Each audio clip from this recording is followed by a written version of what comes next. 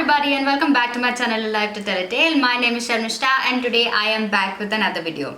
So if you're following me on Instagram, I did a poll asking what would you guys be interested in, and most of them clicked on the option that says that things to remember before taking off and after landing in Ireland. So here I am going to talk to you guys about a couple of things after listening to which you are all set to go to Ireland and leave India. So let's go.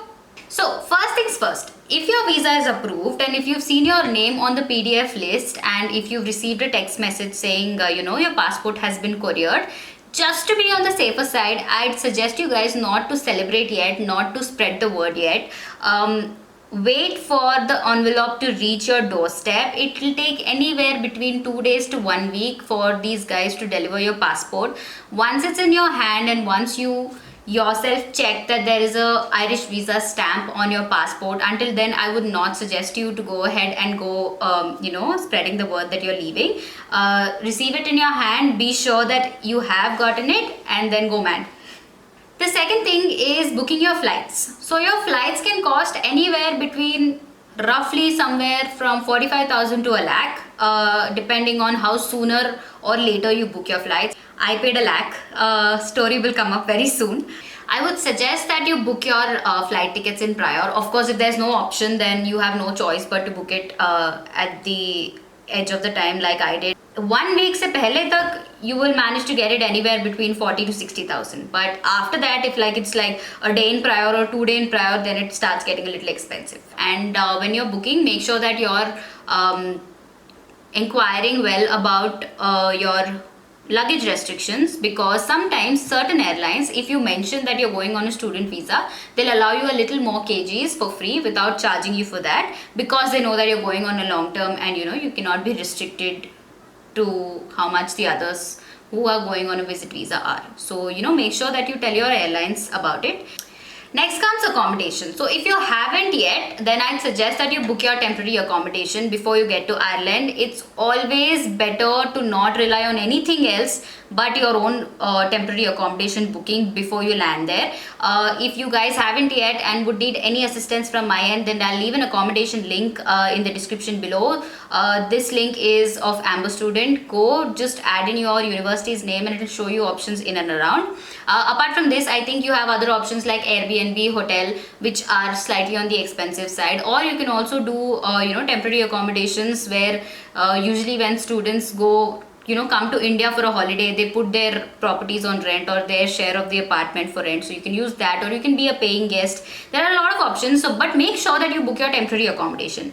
After temporary accommodation, once you go there, settle in, and then you get an idea of where it is better to live, that's when you can go for your permanent accommodation, like renting an apartment and all of that.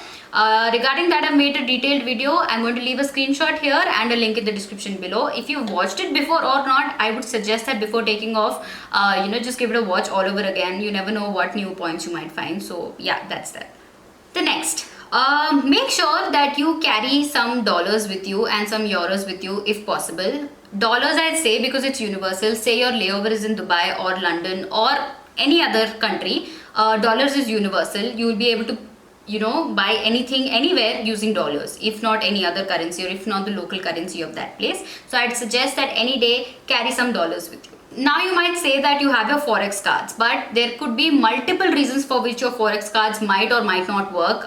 When I tried my forex card for the first time, it didn't work. I had to borrow money from some local there and then repay it to them later. There could be reasons like, your bank might or might not allow you to directly make transactions from the same account ka card. They'll give you a travel card along with it. That has to be used and things like that. So once confirm with your bank, and I have talked about this in detail about all the possible options of forex cards and, foreign bank accounts and online bank accounts and things like that in another video. So here is the screenshot and I'm going to leave the link here. If you haven't watched it, or if you've watched it, just go and give it another watch. Next and the most important is packing. Now I would suggest that please stick to the kilos that the airlines is giving you.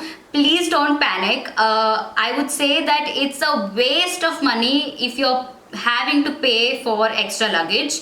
There are always options like getting stuff couriered from India to Ireland, or there is everything, possibly everything available within Ireland itself. So there's nothing to worry. I made a video talking about the do's and don'ts of packing last year, somewhere around this time, and I can guarantee to you that it's not outdated. There is no better version of it that I can make. It will stay relevant. I spoke about this also in detail. I'm going to leave the screenshot here and the link in the description below.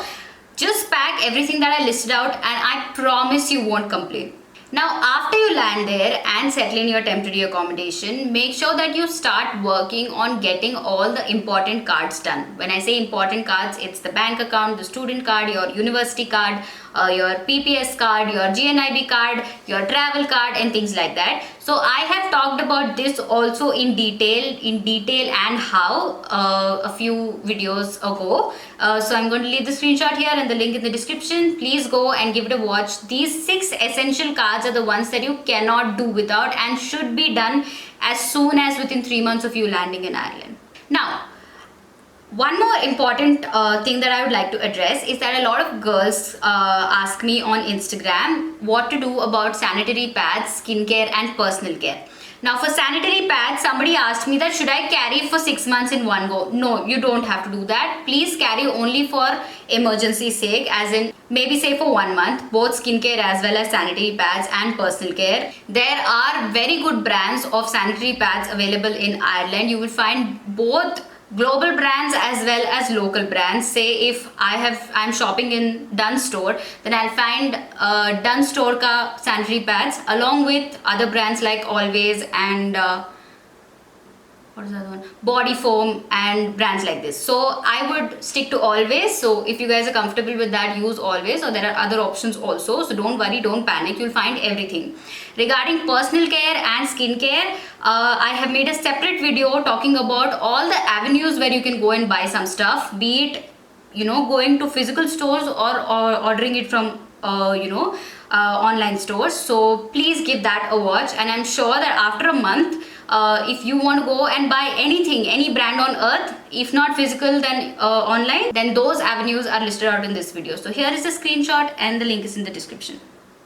Another important point is documents. I think there are different rules for different people. People who are vaccinated have different set of rules. People who are not vaccinated have different set of rules. So if you're not vaccinated, your hotel quarantine is mandatory, where people end up spending a lot of money. But now that they have removed online learning and classes are going to resume and you're going to physically go and study in college, I think getting vaccinated and then going to Ireland is the best idea. So if you are waiting to get vaccinated after you go to Ireland, that's a bad idea. Please don't spend money on hotel quarantine. If you're fully vaccinated here, then nobody is going to stop you. All you need to carry is your Covishield vaccinated report and all the other documents. Now people ask me that what all documents I have to carry along with me. I would suggest that everything that you took to submit your visa, to apply for your visa, just carry all of them, soft and hard copy. It will all come in a bunch of big file, and I'm thinking that should always be there with you. I carried everything with me. I might have not used some of them, but I used most of them. So I think having all of it with you is always a good idea. Be it your certificates, your mark sheets, your experience letters, offer letters, and all of this, hard copy as well as soft copy.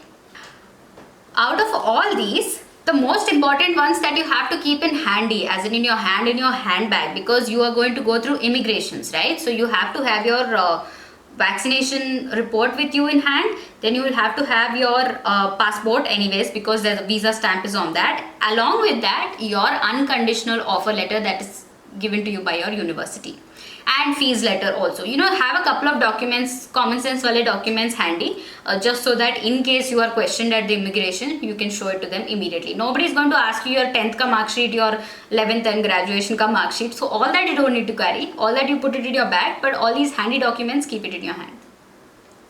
That is all, guys, I can think of right now. I think out of all of this, the most important is packing, and I think I got you sorted. Please go and refer to the video of do's and don'ts of packing, and I'm sure you will not complain. I'm sure you'll be sorted. Ask your parents to chill. Anything that is not, if